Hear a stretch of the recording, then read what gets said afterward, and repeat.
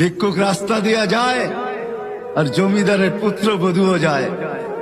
একজন সামনের থেকে আসতেছে, একজন সামনের দিকে যাইতেছে।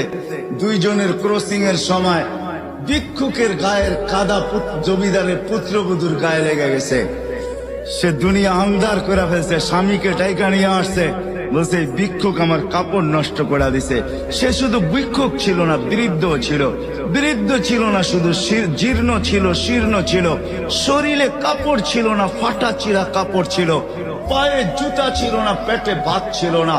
জমিদারের পুত্র সইতে পারে নাই, যৌবনী শক্তি সয়তো সয় কি কইরা তার স্ত্রীর গায়ে ভিক্ষুকের কাদা, বস সমগ্র শক্তিকে হাতে জমা করা একত্র করে বৃদ্ধের গালে বসায়।